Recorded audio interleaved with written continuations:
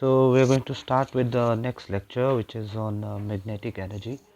We have talked about magnetic energy in the last slide of lecture number 4.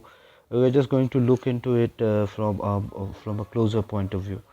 So if you consider magnetic energy, how exactly it is stored, well, we need some help from the electrical energy part to actually store magnetic energy most of the times in practical use. But in general, if you consider any kind of magnet and it basically attracts metal, which is actually, let's say, iron, or on the other hand, if you consider a magnet and which it attracts or repels another piece of magnet, basically it is a demonstration of the magnetic form of energy. So energy of a magnetic field is basically nothing but the magnetic energy, and it is having a definite amount, okay, in terms of energy for all the permanent magnets. So if you consider any kind of permanent magnet, it definitely has got some stored energy into it, and if you bring in another magnet, let's say, and then it starts repelling, the energy actually reduces because that energy is used in reducing the energy of the other magnet, or in repelling the magnet or attracting the magnet, right? So that is the basic idea, very simple idea. Now the energy of a magnet is reduced as it works. For example, when it attracts a metal, okay, simple example. Now the forces of a magnet are proportional to the energy of the magnet, okay. So the forces that are acting is directly proportional to the energy of the magnet. So in case it can attract with a greater force of a piece of metal, that means the energy is more for that particular magnet, okay. So the strongest magnet as such is, which is put into many practical use, is nothing but neodymium magnets. And if we consider from the mathematical point of view, the magnetic energy stored by a coil carrying basically a current, let's say I, is given by E is equal to half Li square. Now when you have derived the equation for the energy stored in a capacitor, you must have come across this relation half CV square, where it is about capacitance and voltage, okay. Similarly for magnet, we actually have E is equal to half Li square, where L is basically nothing but inductance, whose unit is in Henry, SI unit, and I is the current, which is actually measured in amperes, and E is of course the energy measured in joules, okay. So these are some of the important parameters that we should know before we start with this particular topic. But then one of the most widely used practical use of storing magnetic energy is in the form of superconducting magnetic energy storage. So as we have mentioned in the last class that there are superconductors. Superconductors are such materials which loses its resistance below a certain temperature. So if we consider something like room temperature, a material might not be superconductor, but as soon as we go below the critical temperature, a certain critical temperature exists for all the superconducting materials. Not all materials are superconductors. As soon as we go below that, that is mostly in the freezing temperature, so even below that, okay, that will actually start behaving as superconductors. That means the resistance will basically drop. So what happens is, in a superconductor, if the current keeps on flowing and if there is no resistance as such, there is no heat dissipated from the system. So that principle is very helpful for designing superconducting magnetic energy storage, okay. So what happens is, the energy is stored via an electric current sent in a coil made up of superconducting wire. So the wire that is being used for sending the current is superconducting in nature, and once the coil is short circuited, so we basically close the circuit, okay, the current stays in there forever. So it keeps on rotating forever and ever. You know, in general, in anywhere, even if you short circuit it, the current is not going to stay there, because there is some kind of resistance within the wire, even if you consider the best of copper wire or silver wire. But if a superconducting material is considered and we keep it at a temperature below the critical temperature, the current is going to keep on flowing without any loss, and then it basically produces a magnetic field. So you know, whenever current flows in a circuit, it will basically generate a magnetic field. We know from Maxwell's equation that electricity and magnetism are connected, so it will basically produce a magnetic field. This is actually the principle which is also used in MRI scan and all. So the energy is stored in the coil in a magnet and electric form, and can be recovered in a very short amount of time. Now I think you also have heard about something which we call as combination of electric and magnetic field, right? So the electromagnetism entirely deals with that. So you have current and you definitely have some magnetic field into it, and if you look into an image it will look something like this. So you basically have the coils, which is like these are the coils through which the current flows.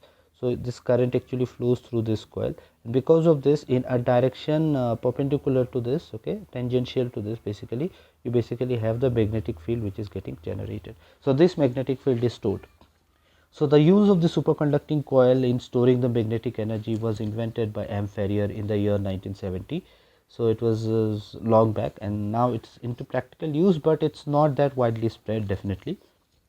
Now the coil must be superconducting, otherwise what happens, the energy will basically be dissipated by Joule effect in a few milliseconds. So basically what does Joule effect say? In general it says that there will be a lot of heat generated if an electric current passes through a material which has got some kind of resistance in it. So if you have a superconducting coil, there is no resistance, so there is no heating, so there is no loss, and the current keeps on flowing forever and ever, at least theoretically. So the main characteristics of this SEMES are basically it has got a very strong power density, so it can store more power. The energy density is, however, is not that high. It has got moderate energy density, but then if unlike the rechargeable batteries, which has got around 1000 or 2000 lithium ion batteries, 1000-2000 recharge cycle, basically a superconducting material will basically have a very high infinite number of charge discharge cycle, and a very high productivity in energy conversion, superior to 95%. So we basically have an energy conversion at a very high rate. So whatever energy I put in, I get most of the energies out of the system. Okay, so this was the last slide we have seen in lecture 4. I'll just go do a repetition of this. What happens is it will basically store energy in the magnetic field created by the flow of direct current in a superconducting coil, which has been cryogenically cooled to a temperature below its superconducting critical temperature. So let's say there is a superconducting material whose critical temperature is, let's say, minus 80 degree. Now you need a basic setup to actually cool down a material to minus 80 degree, and if you are doing that, you basically need a cryogenic setup to cool down the temperature. So many times we use liquid nitrogen to do that. So we said in the last class that this system basically includes three parts. We have got the superconducting coil, which is of course very important. We have got a power conditioning system, so basically we need to get the output as in the form of power, extract the output, and of course a cryogenically cooled refrigerator. So these refrigerators are not the normal refrigerators we use. Basically they are specially designed to take the temperature even further down. So what happens is, once the superconducting coil is charged, the current will not decay. So I have charged it, it is below that room temperature, the current is not going to decay, and the magnetic field is definitely stored for an indefinite amount of time. Now if I want to release back this energy into the network or into the system, what I'll do, I'll start discharging the coil. So I can discharge the coil, I can actually put up an additional source through which the coil can get discharged, and this discharging actually also will release the magnetic field. So this can be used.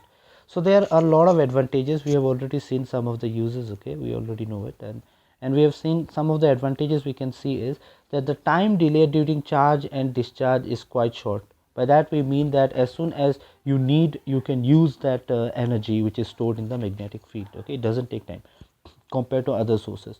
So the power, that means that the power is available almost instantaneously, and very high output power can be provided for a very brief period of time.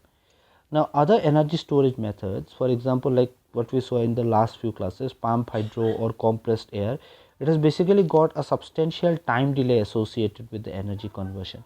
So that means I need some time to convert the energy of the stored mechanical energy back into electricity.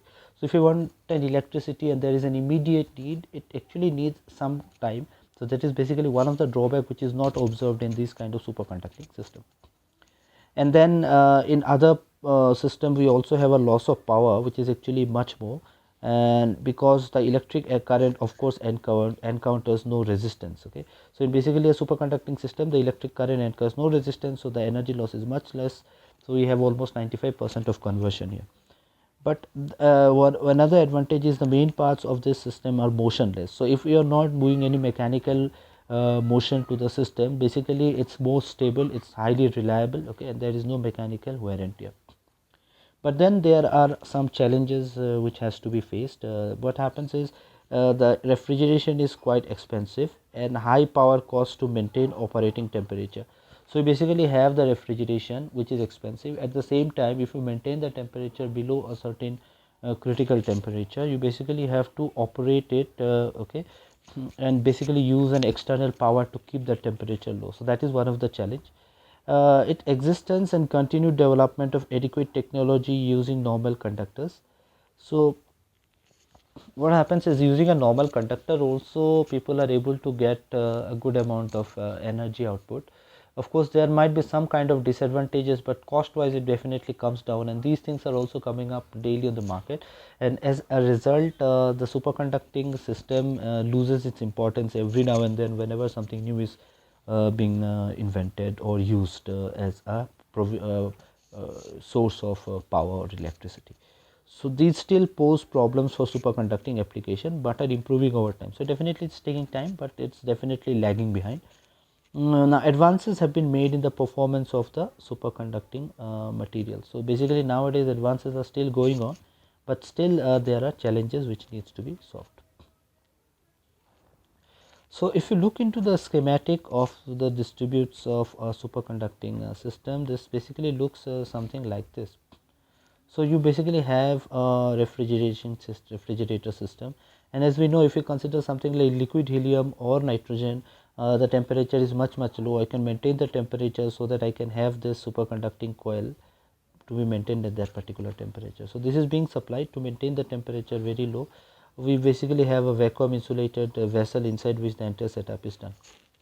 Okay, and then we can actually apply some power, and this power will actually flow to these coils, and as a result the magnetic field gets trapped within this system. Okay, and then whenever it's needed, it is basically connected to the external grid system. Okay, we basically have it connected to the external grid system and we can actually use it. Okay, so we have got the low tension and the high tension superconducting magnet. So please remember, it depends also on the type of superconductors you are using. There are some hard superconductors and soft superconductors. Based on this also the efficiency and the energy that can be actually extracted from these kind of system is decided. Okay, so it was a very short lecture on the superconducting system. Okay, for exam purpose this is okay, but definitely you can go through more work on this. Okay, this particular diagram is actually shown in this particular paper. You can go through this. Okay, you can have a much better idea. Okay, you can have more idea on what kind of research are being conducted in this field. That's all for today. Thank you.